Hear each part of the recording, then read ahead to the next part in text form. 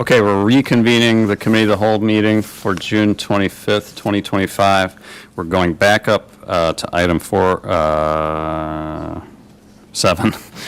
of the agenda. I'd like to take the opportunity to welcome Darren Asper and Luke Gallion from Delta Development Group. You guys know, but for the viewing public, they represent Delta Development, who is our grant consulting firm we utilize to assist us in securing outside funding for county projects. So welcome to you both, and I'm just going to turn it right over to you. All right, thank you.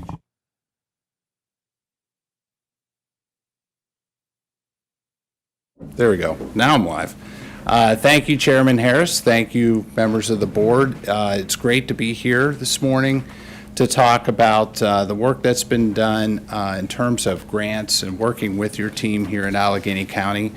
We want to talk about things that have been successful and also things that are pending, things we're working on in terms of projects. As the chairman mentioned, my name is Darren Asper. I'm a senior vice president with Delta Development Group. I believe I was in front of you about 2 years ago, and Luke Gallion was also with me. We're really part of a larger team at Delta, and with that, on the second slide, we have a photograph of our Delta project team.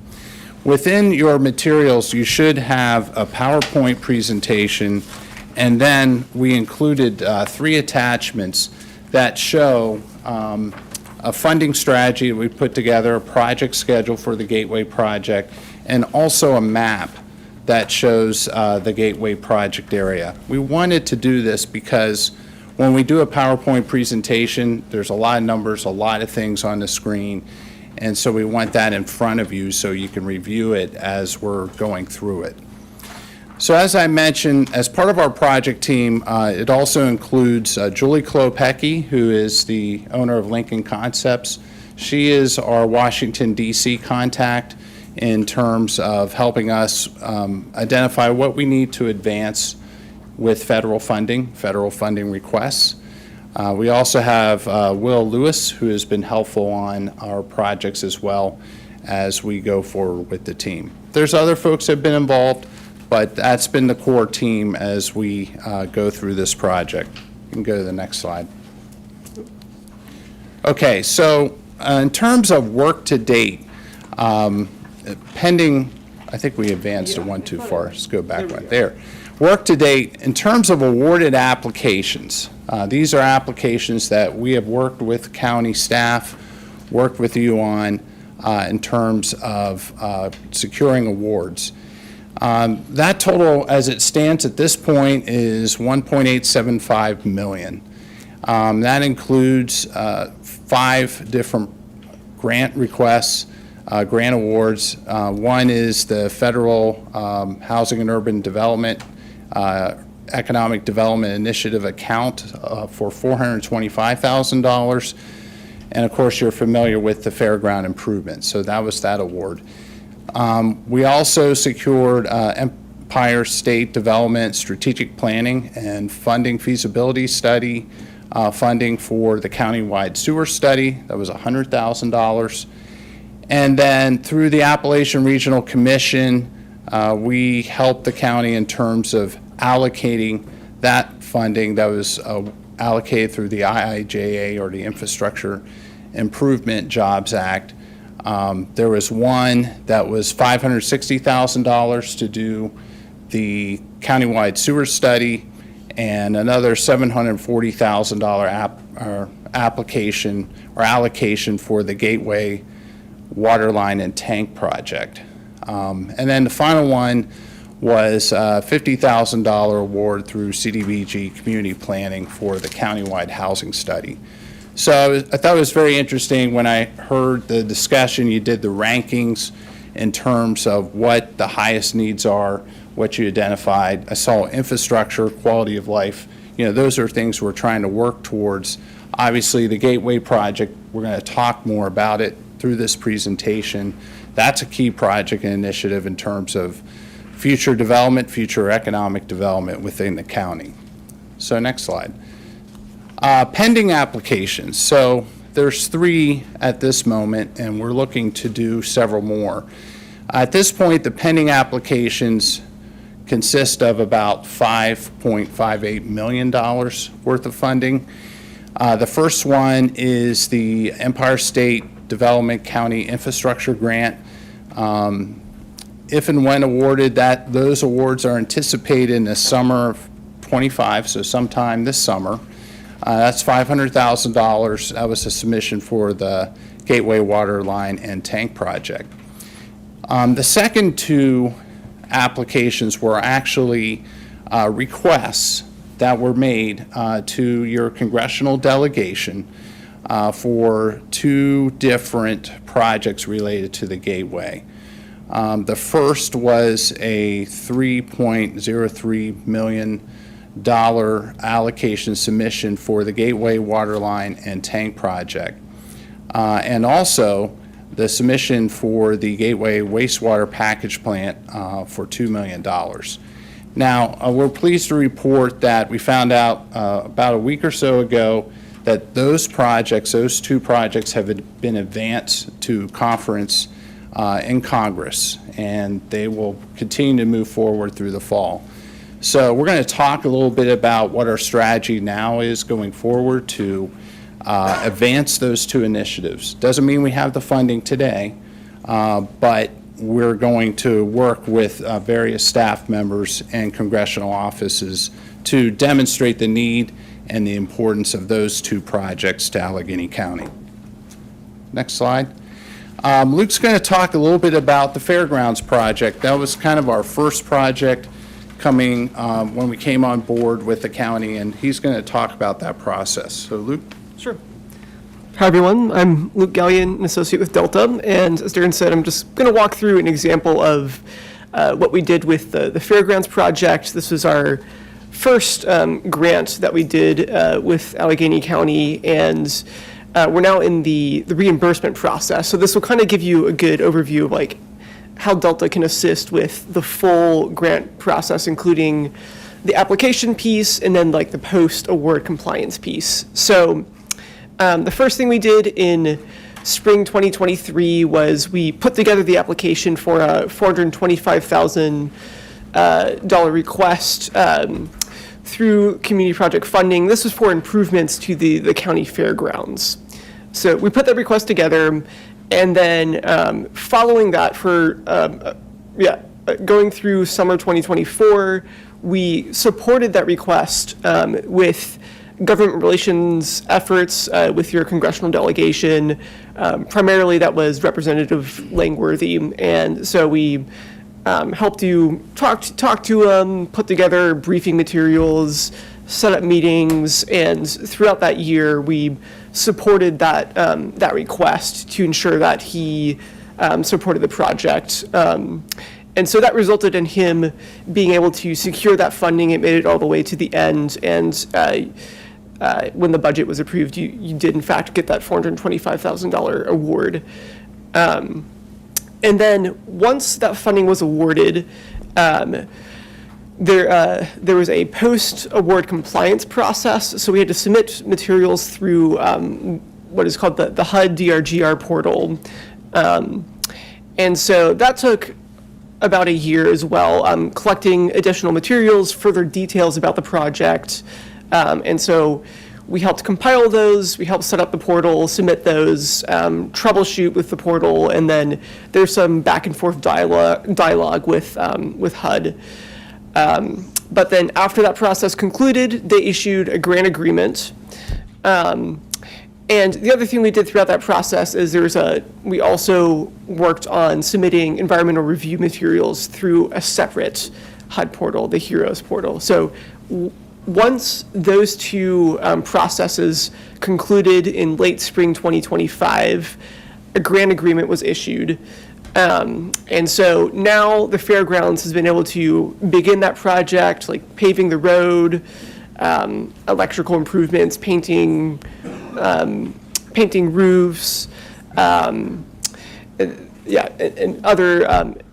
other types of improvements. And so now kind of where we stand, and something Delta will be assisting moving forward is, one is reporting as the project continues, as funds are spent.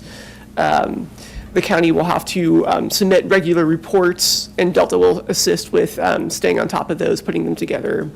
And then also, as components are completed, the county can begin requesting reimbursement. This is a reimbursement grant, so that's something else we'll be assisting with. Can I interrupt you, Luke, yeah, real quick? I sure. don't think you're doing justice, I think you're just being kind. I don't think you're doing justice to the volume of work related to that HUD piece with providing, submitting information, and getting approvals through that process. It was months long, and I'm sure agonizing work for you guys navigating that portal. That HUD portal was just really a struggle. And I'm saying this as a layman, but I know you guys are professionals in this business, and surely you'll have to admit that the feds do not do a good job of making this process easy for local governments. And so, obviously, we don't have the capacity in-house to be able to navigate that stuff. And so, you should be commended on the amount of work you did to kind of push it over the finish line, because it was exhausting, I'm sure. Well, thank you for that, Brooke. Yeah, so this is the kind of, all of these services, all of these activities, this is the kind of thing that Delta does with every grant application. So a lot of the pending or awarded applications that Darren referenced earlier will be helping with the same kind of government relations, compliance, reporting activities with those as well. So now we're going to focus on talking a little bit about the Gateway project itself. And so an overview of the Gateway project, there are 4 components to that project that we've kind of narrowed down on working with the county team. The first component is a water tank and water line. So the water tank will go on the S-Curves property, and then a 12-inch water main will also extend from the S-Curves property to the Gateway property. And the point of those improvements is they will, one, address arsenic contamination concerns in the region.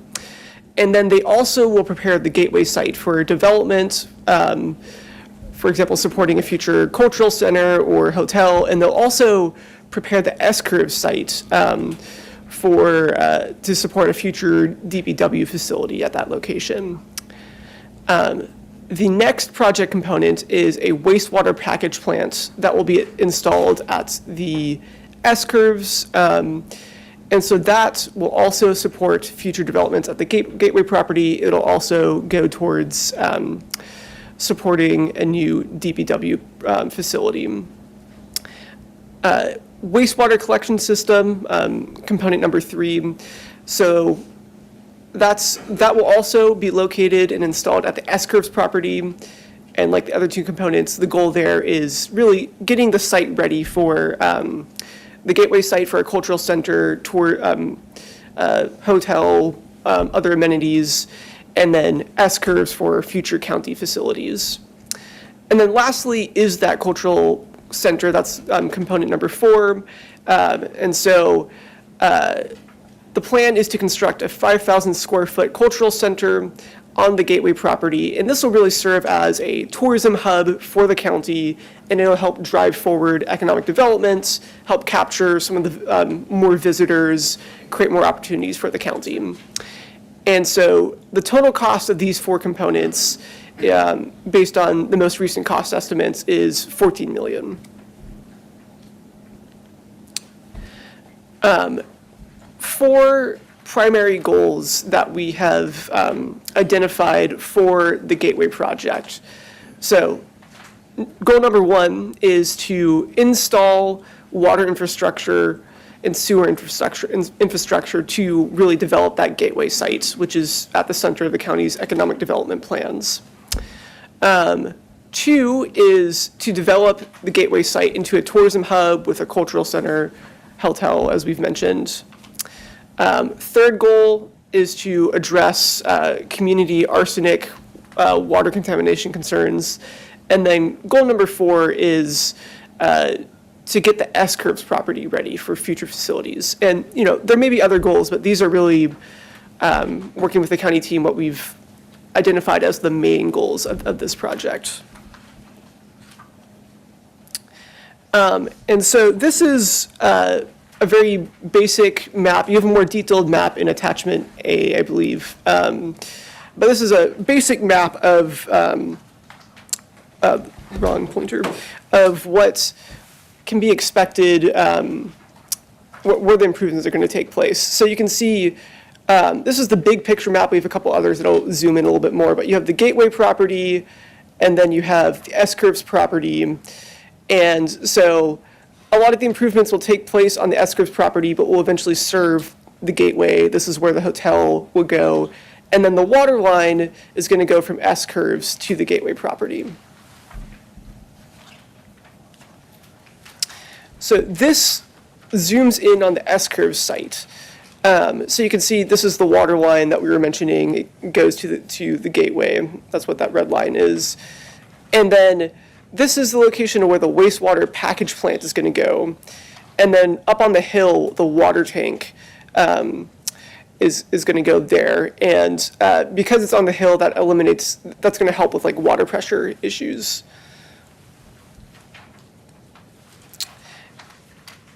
And then this slide focuses on the Gateway site specifically. So again, red line is the water line coming from the S-curves. This shape, yellow shaded area, that's the site for the new cultural center and hotel. And then this blue dot is where the existing gas station is. So, and again, we included as an attachment a more detailed map so you can see see the whole picture with more detail. Okay, Yeah. so these next few slides are going to talk about the funding strategy. And there's a couple key points here in looking at the funding. First of all, this is how much it costs, our best estimates as of June 2025. So we know how things go in construction, engineering, and development. That number's going to change. So that's the first thing to talk about. The second thing we have here is a series of proposed and secured funding resources for you. And within the funding book, or the presentation book, you have a slide with this, and then there's a larger attachment that you can also look at, attachment B or C, I believe. So a few things to look at. One is we wanted to look at basically the components of the project. So if you look here on the screen and in front of you, we have the different project components, which are the water tank, water line, wastewater package plant, the collection system, the cultural center. And as Luke outlined, that's a $14 million cost as of where we sit today. So going across that basically spreadsheet, we have federal resources, we have state resources, and then we have county resources. And then another key component to that is also looking at the totals at the bottom. These percentages represent the percent of the total of 14 million. So where you see the Appalachian Regional Commission funding for IIJA, the $740,000, you'll see a shaded column that means secured. That's what the yellow means. And it's 5% of the total where we sit today. And then we've allocated, the project team has allocated that resource, that secured resource of $740,000 towards the water tank and water line project. Then if we start moving to the right, there's also what's known as the Appalachian Regional Commission power funding that can be used for projects like that, like this, where we're looking at industrial, commercial, mixed-use projects that are important to the county. So we anticipate that application will open up this fall. So That is shaded in purple, which means it's going to be submitted this fall. And so that almost $1.7 million that we hope to utilize for the cultural center is 12% of the total. And if we continue to work to the right, we have the two federal appropriations requests that we submitted this year, and we talked about that they were both advanced at this point, and now we need to make sure that we get, if not both, hopefully both, at least a component of one or both. That represents $5 million, and so that is also pending, and it's yellow shaded, and that represents 35% of the total. Then going further to the right, we have the county infrastructure grant, which is $500,000. We've designated that for the water tank and water line submission to match the federal funding that we've also applied for. That's about 3% of the total project, and then and that is pending. Then we have the planned submission of the Empire State Development Capital Grant for about $220,000 for the water tank project. That we are planned to submit, and we'll talk about when that's to occur. And then on the far right, I know this, this is where everybody wonders, like, hey, did we really designate this amount of money from the IDA and the county, and how's this all work? At this point, this is, as we've talked to the team, this is how we've looked at the strategy. So IDA funds for the cultural center at $725,000, the other $5.4 million to help match and be used for the other components of the project. So with this strategy at this point, the goal would be that we could potentially have the county's share of this being 43% or under 50%. And then the state and the federal audiences will also contribute to those numbers that we've shown here.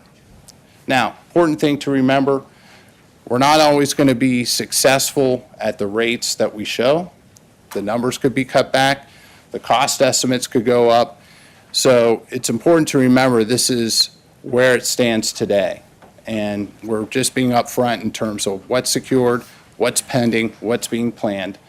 The other thing that's not on here, because it's an unknown, is there's going to be other sources of funding, whether it's at the state level or the federal level. As I've worked with these types of projects over the last almost 30 years, as you start working through this type of funding strategy, it takes time. It takes years. So there's always new initiatives that come up that you can look at and secure. And there'll be funding programs that might have the total amount cut that you can go after. So that's where we come in, because we try to stay ahead of that.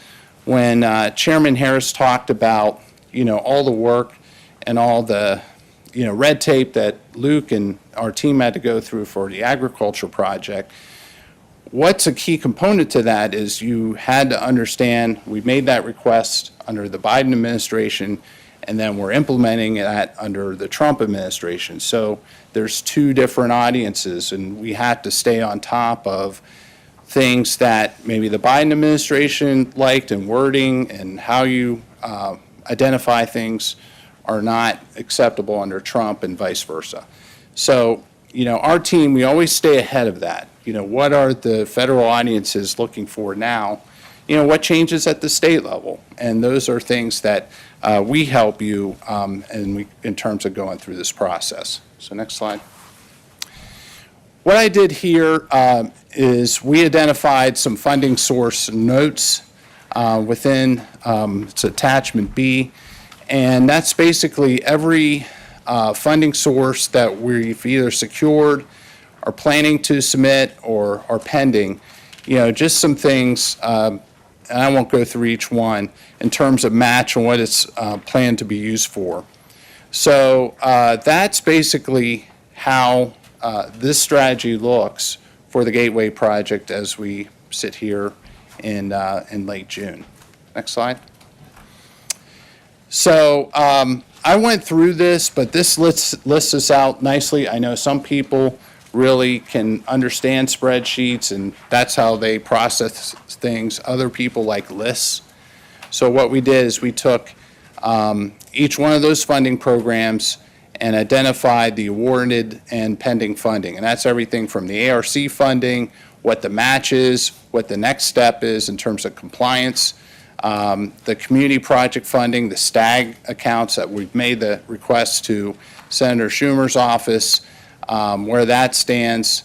The ESD grant, we're, pending, hopefully hearing something from the state on that. And also the other STAG account for the wastewater plant, when we anticipate hopefully hearing awards and allocations on that. Next slide.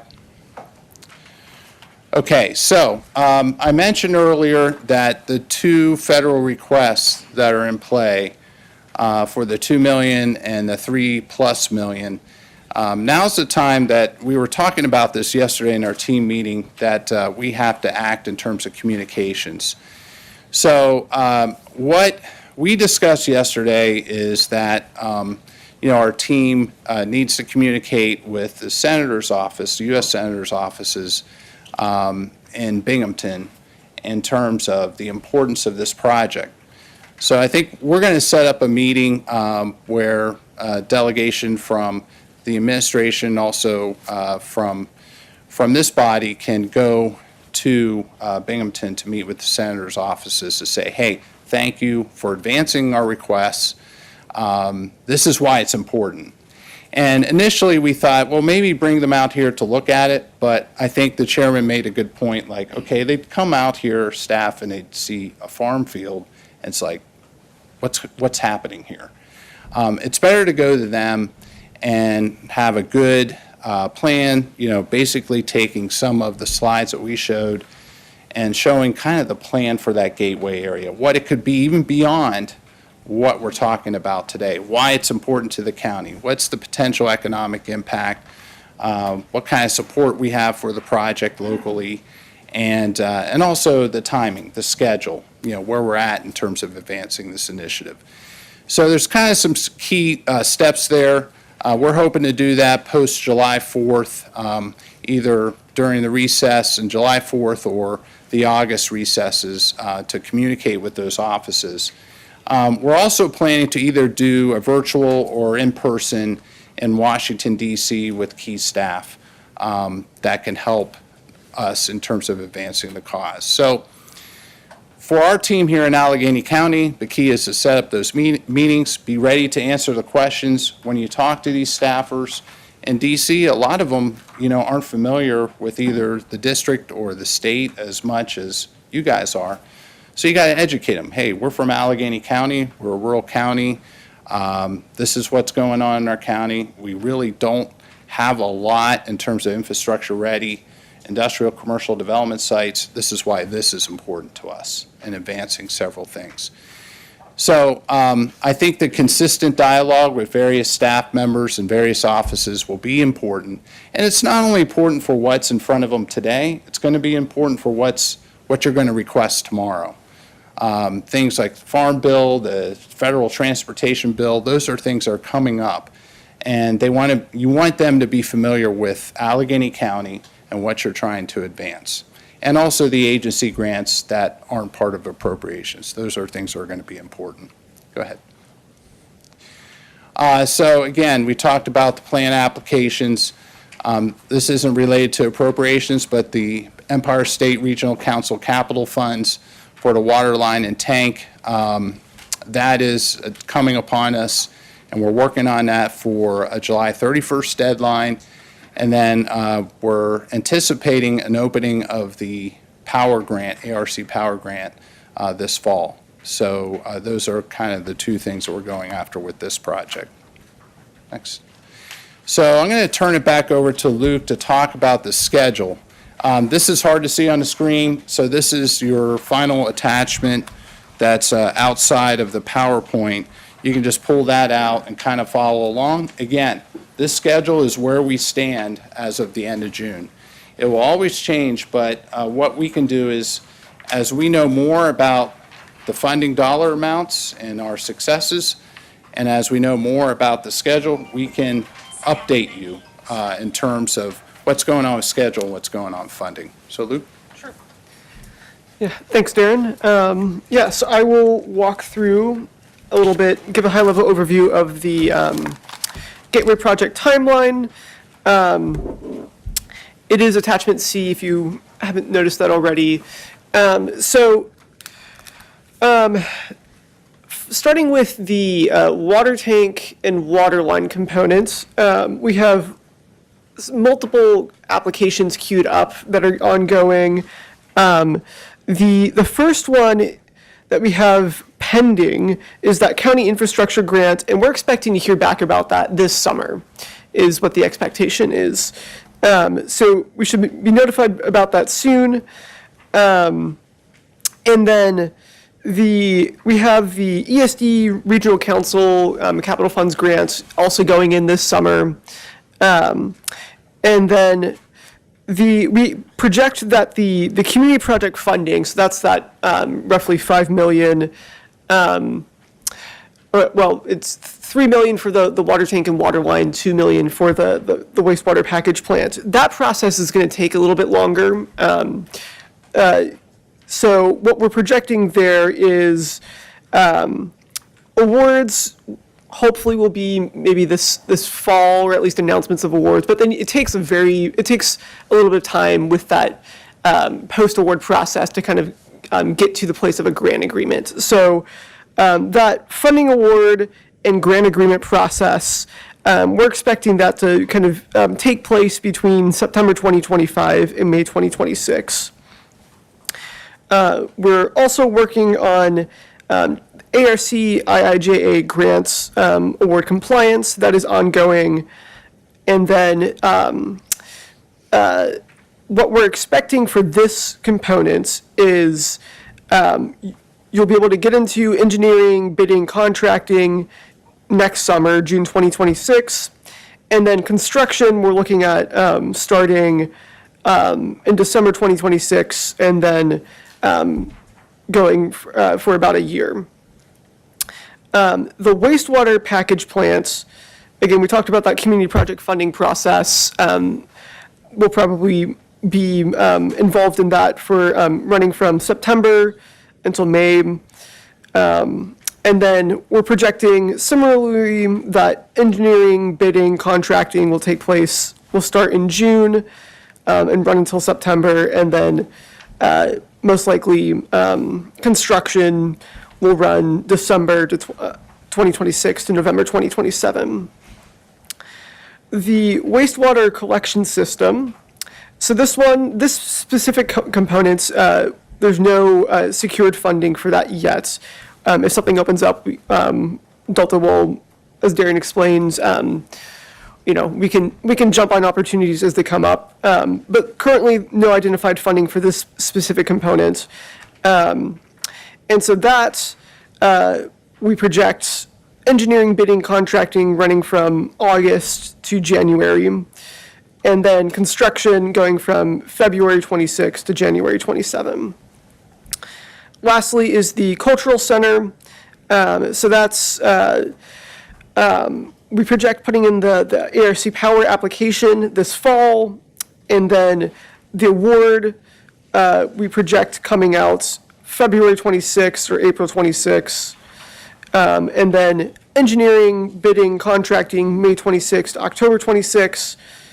And then construction will be November 2026 to October 2027.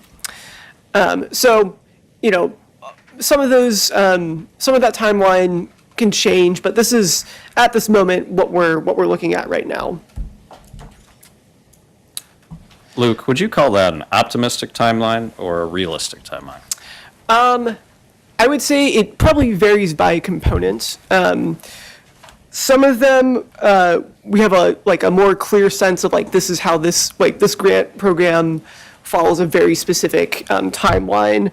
So I would say the ESD Regional Council Capital Funds, that's a more well-established grant program. So that timeline I feel pretty good about. I'd say community project funding, That one's a little bit more unpredictable, given that's tied to political processes. But that timeline is, we mirrored that off of how long things took with the fairgrounds process. So it's a similar timeline. Okay, thank you. So some other non-gateway project applications that we also have planned are we have a recreational trails program application that is due July 31st. This one, we can request up to $300,000 for county trail improvements with a 20% match of the total project costs. So we're working with the county team to finalize the scope for that. And we're working through checklists and gathering materials to put that application in. And then another application that we're waiting to open is the US DOT Rural and Tribal Assistance Pilot Program. So this program focuses on like soft costs, engineering costs for large transportation infrastructure projects. And so we'd be going after $750,000 for the Kenyadia Bridge project. And what's really nice about this program is it's no match. So it would just be you get $750,000, and then the hope with this is this grant program is set up to prepare the county to go after a larger infrastructure grant that would help cover like all the construction costs for the Kenyadia project, but that's further down the road. Yes. Yep. What exactly is the Tribal Assistance Program? It's a federal grant through the U.S. Department of Transportation, and the reason it has the language tribal in there is just tribes can apply for the program, but it's not specifically geared towards tribes necessarily. So like the county can apply, it's geared towards communities, rural communities, which is why tribes are included in there. And so it recognizes that often rural areas don't have the same kind of infrastructure resources. And so it targets building up rural infrastructure. Yeah, there was a funding program earlier called STAG, which is State Tribal Assistance Grant. So a lot of these programs are eligible not only for rural communities, but also for tribal nations, tribal communities that are out there in terms of funding.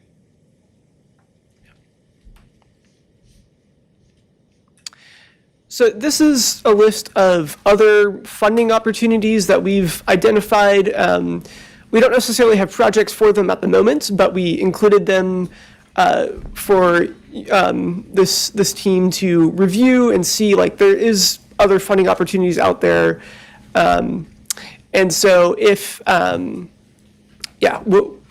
as county needs come up, we can jump on these other opportunities. Or if you see one and that jogs your memory, like, oh, the county has this need, you can let us know and we can jump on some of these. So this USDOT Build Infra Mega and Rural grants, these are the large transportation infrastructure grant projects, and these are the kinds of grants that USDOT tribal assistance grants that we just showed on the previous slide. It would prepare the county to go after these grants, and so these are really used to tackle massive, like high-cost projects. So that's an opportunity that's out there. And then this other list is consolidated funding application grants. So these are New York State grants that cover just a very wide range of needs. So there's water infrastructure, there's economic development, there's climate action, and these are all typically due through the CFA portal at the end of July. And this is just a continuation of that list of CFA opportunities. And then this slide is just a listing of future county needs that we've listed and identified based on conversations with county staff. There may be others, but this is what we've been hearing so far is future fairgrounds improvements, the Canadian Bridge project, future DPW facility at the S-Curves property, sewer upgrades for townships, for townships and villages, and then, of course, tourism funding to continue to drive economic activity forward. And so I think that's the conclusion of our presentation, but I think we have time for questions, if anyone has any. Mr. Healy? Thank you, Chairman. So you just are involved with government funding only? No private funding? We have focused on government funding. We haven't looked at like foundational funding to an extent because for types of projects we've been focused on, they usually don't cover that, so. But does your company do both? Yeah, we do. Okay. 'Cause I know there's some money out there for the Ralph Wilson Foundation. I was told that for infrastructure type programs, which would be another avenue, and there might be some other private ones in the general area that would be available to access. Maybe that's more for our economic development people to focus on, but I think we ought to look for every dollar that we can look at, every place we can look other than taxpayers. Thank you. Thank you. Jan? I have several questions. First of all, with these engineering bidding contracting grants, that money will provide to pay for the engineering and the contracting and the bidding, or is that an in-house cost?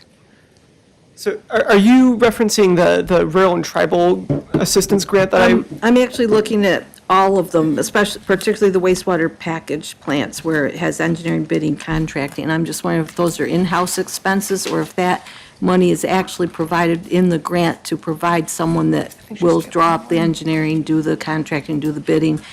And do we have to have a clerk of the works that's paid for by the county, and is that money included in the grant? So, so the engineering and contracting and those costs, it varies a little bit by program, depending on how we wrote the grant. But most of all of those costs are included in that $14 million budget. Okay. So there's no additional engineering or contracting cost outside of that. Including a clerk of the works once the project started? Yes, I believe Okay. so. And then my biggest question is, if you take any piece of this and it's not approved, then we have to come up with another source of funding. And does that stall the project as a whole? Because now we could have to come up with a lot of money somehow. So I'm concerned about that, especially with the state and federal funding. Yeah, I think as we get a better sense of some of the federal funding and the timing of that, and then identify additional sources of funding, we always talk about as a team, like, okay, this would be a good funding source to go after, but it's going to delay us by 2 or 3 years. So what's the gain? And those are discussions that we have, pretty much every time we get together. So, yeah, if the federal funding doesn't come through and there's no alternatives, then you need to think about, are we going to try to continue to go down this road, or do we want to start this project as a county on our own? Yeah, that's my concern, is that how far do we go and how many grants do we accept? And then all of a sudden we hit a roadblock, and do we continue it? We've already spent this much money, but now we got to come up with additional funds, and we don't have those additional funds. That's my concern. Yeah, and I would say, and if you look at the funding plan, I mean, we show less than 50% at this point of county funds going into the project. That's a really good day. I mean, it could be 60 or 70%. We're just trying to take this from a $14 million project that's all county funded to trying to secure funding to reduce that overall cost for the county. This is assuming that we continue to get all of our additional state and federal monies for our other programs, because otherwise, where do we draw a line and say, we can't do this project? And that's probably not a question you can answer, that's probably a question for all of us to look at. Yeah, excellent presentation. Certainly appreciate the handouts. A lot of times we have somebody come in and we have to depend on that screen up there instead of something that we can actually see. So, good job on that. Thank you. I have a question, might be more for the back table. When they're talking about the local share of these gateway projects, is that something that you would anticipate would be folded into the bond? Or is it something that we need to plan for paying cash for? I think it depends on the grant and the amount. For some of the gateway projects, that presumably is what you've set aside some of the fund balance for economic development for. Or sometimes we have stacked other grants to go towards those matches. If you're looking at more the infrastructure side, towards the S curves, potentially bond, yes. And does the timeline that they've presented match what you anticipate to be a reasonable timeframe for getting bonding secured and preparing? Now I'm thinking more on the DPW shop side of it. I think I probably am going to defer to Terry because she knows way more about the timeline on bonding. I've never been through a bond before. I just know it takes several months to do. But Terry and Tom have both been part of all these conversations, and neither one of them has raised a red flag to me on that timeline. Yeah, I mean, I've mentioned it before about the going out to bond, and it's more than not a 2-month process at a minimum, because you have to write an official statement, you have to work with fiscal advisors, you have to work with your bond counsel, and it's not something that can be done in a week. So, once we know we're going forward and moving on that, we'll be able to, just like these guys said, it's really to support the project and try to get as much money on the outside that helps us not have to borrow so much money on the inside. So, when I'm depending on when it all happens, that's when the pieces will fit together. It's really all about how the pieces will fit together in the end. But we're trying, so that's. Does this timeline on the infrastructure side of the DPW shop project make sense according to Tom's timeline? I know he's not here, so it's not fair to ask the question, but Okay, if I could, Tom, members of our team include Tom from the DPW side, and as we put these projects together and look at scoping some of these applications in anticipation of the awards, we're cognizant of timelines, and we've talked about, dovetailing this.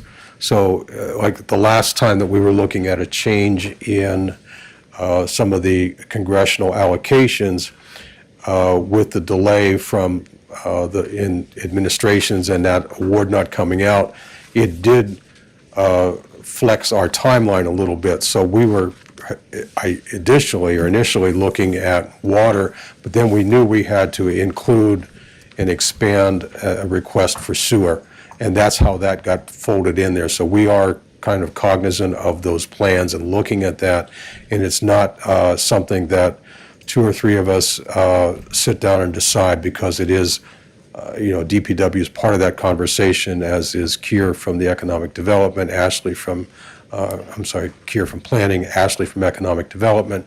Those folks are all players in this team, and we do look at it so that we have it timed to meet those guidelines. Now, there are things that can shift those timelines that we can't control, and obviously, as Darren and Luke indicated, we don't know when those allocations are going to come about and how soon, so that could alter some of it. But all of that happens, in conjunction with looking at the timelines of those various projects and also taking into account issues that have been raised and items that have wished to be addressed by both the full board and the Planning and Economic Development Committee. okay, thanks. Deb? I just want to concur with what Dwight said. This was an excellent presentation, and the handouts that we get, it very clearly, to me, I guess it's been very complex. I like spreadsheets, so it gave me a great timeline. And I think, this is very fluid. We know there's not 100% on any of this. And it's 2 to 3 years out. Yeah. We're talking a long term out. We don't normally do that, but we're talking long-term out. And I also want to just point out that if you look at this one spreadsheet, our county money is already been targeted as, to be used as the matching. So that $7.4 million that we put aside, we're talking about using $5 million of that to keep this project going with the matching funds, that's already been in there. Plus, I think that $504,000 is going to keep that water tank and water line going without any other funding, because they don't have funding for that right now. So I don't know how much that leaves us. Terry, you don't have to tell me right now, but anyway, I just want to say thank you. This is a great plan, and it's long-term, and it's fluid. Thank you. Mr. Ricky? Yeah, I have a little discrepancy in here on page 6 and 8. You say you're going to extend a 12-inch main from the S-curves to the gateway. That 12-inch already exists. We need like an 8-inch going into where the hotel is going to be. So, and you have it at page 8, looks like you're extending the water line. That's already there, so there's no arsenic problems. They're already, it's a water line that it's already existing. So I don't know if you could put the money towards something else. I think that maybe you should say wastewater. It says extended water line. I think that really should say. It's a wastewater line? Yeah. Well, it says extend a 12-inch main. That's the one that's there. I agree. Wastewater needs to go there. Yeah. Okay. Okay. Thanks, John. Thank you, Chairman. I appreciate Mrs. Root's comments greatly, and also Mr. Franton's, as two long-term legislators serving their last term here. So I thank them for that. Also, I would like to know if we've looked at what the cost would be there, and this is probably a question for both the board and for Delta, if we put either a sewer line in or our own sewer plant versus the wastewater package plant, and if there would be any other funding we might be able to access, or if we're truly going in the right direction with just the package plant. That being said, that obviously, if you had a sewer there itself, development would be unlimited, I would assume, whereas a package plant has its own limitations. Yeah, I think that's an engineering question that would need to be addressed. Well, it's all a process, and if, in order to put anything down there, you're going to need to figure out whether you're going to send the sewer to Friendship or whether you're going to put in a processing plant. And the numbers that we've looked at, in my mind, it's almost a wash, whether you put a line in or whether you do a plant. If you do a plant, you're going to maintain that, you're going to support it forever. Plus, you got DEC things you have to go through, and that's part of the water line process. But so, in my mind, there's two different ways of looking at that, and without either one or the other, your DPW facility will be, at one time we thought we could do maybe a temporary, but it doesn't look like that's an option. So that's two things that will have to kind of run together in order to make it work. So, so there's things to look at, so. Still things to look at as far as cost versus benefit of those options. All right, thank you. I think the other piece that is under consideration is looking at the construction of the package plant is that it's expandable. so that as we look at future growth and development, this was kind of a futuristic approach of the initial package plant could be expanded to address additional need moving forward. So that's also into the equation. Thank you. Any other comments or questions? If not, want to thank you guys again for making the long drive up here. You don't know how, maybe you do know, how bad it was before they put Interstate 99 in central northern Pennsylvania. 15 was brutal from like Corning down to Harrisburg. It was brutal. So you have the benefit of that. But we appreciate you making the trip up and talking us through your work. And thanks for all the work you've been doing for Allegheny County. Yeah, thank you. Thank you. Yeah. Okay, so we've got one more agenda item we can hit, and then we'll recess until 11:30 to address the final agenda item. But if someone would be willing to, actually, we don't have to make an agenda change because we're dropping right down to number 8, advocacy resolutions. With thanks to the county attorney's office, they've prepared the 3 resolutions that we had discussed a couple weeks ago regarding advocacy at the state level. So let's do this. Let's work through them one at a time. You should have all received them by email, and then I know the clerk of the board has provided hard copies of them as well. Does someone want to make a motion to forward item A, rural pharmacy deserts resolution, to the full board for consideration? Okay, motion by legislator Burdick. Is there a second? Thank you, Mr. Havey. Okay, so I think that's the first one in your packet there. Hoping everybody had a chance to read it. Are there any questions or comments on it?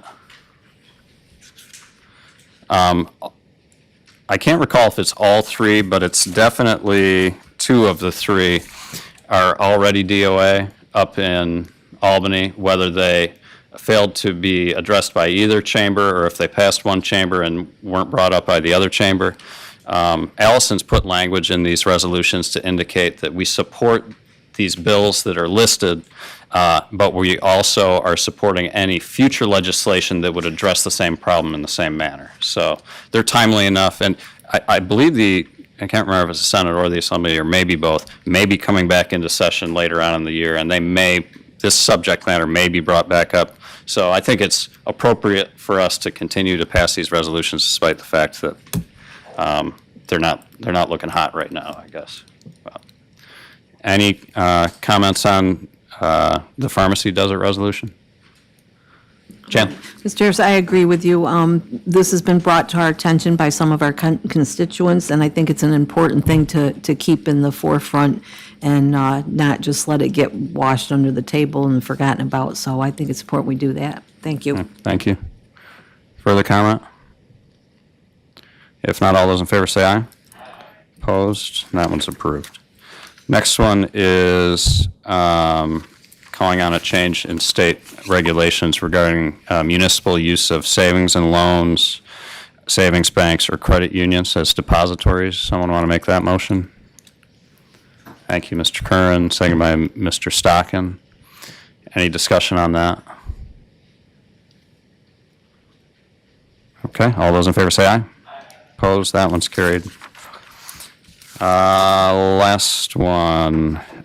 This one did not make it through. Actually, Carissa's not here, but let's get a motion in a second first on it. Thank you, Mr. Fanton, second by legislator Burdick. For discussion, Carissa noted yesterday or the day before, the State District Attorneys Association actually spoke out against this legislation. So we may ask Ian about that today when we get him in here, about what the opinions of the district, the thoughts of the district attorney's office are related to making some of these changes and bringing defendants to competency. But from everything I've read on the matter, from a fiscal standpoint, I think I'm going to be a yes on this. So we can table it if you want to talk to Ian in advance of that, or we can just forge ahead and kill it when it gets to full board. Any thoughts on that? Jan? I don't know if Dr. Anderson, he's here. Oh, that's true, too. He might want to address it and just give us some input from his side, and then also talk to Ian. You never know, Dr. Anderson, when you come to a meeting, if you're going to be called upon to provide your expertise.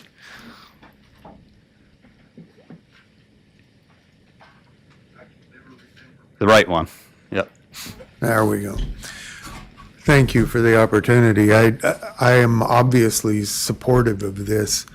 I have not had the opportunity to talk with the district attorney and see what his personal objections are. I'm aware of some of the ones the DA state organization. Can I pause you there?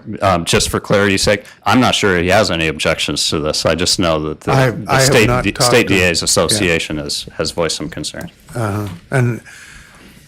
But if you talk about whether it's the economics or the clinical aspects, what Senate Bill 1004 allows for is considerable improvement in the way that counties can treat people for restoration.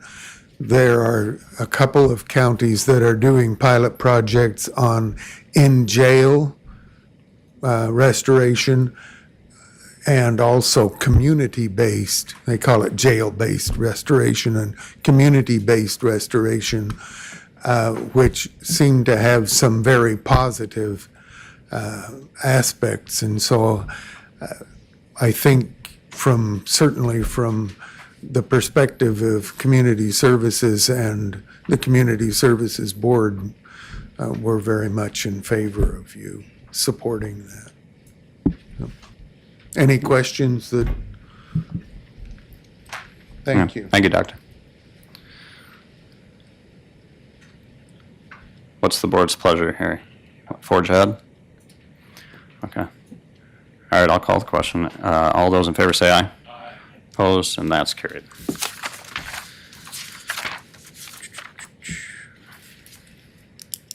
If my notes are correct, we have tackled everything on the agenda except for a conversation with the district attorney regarding the time and attendance policy. He's scheduled to arrive at 11:30, so we'll recess the meeting into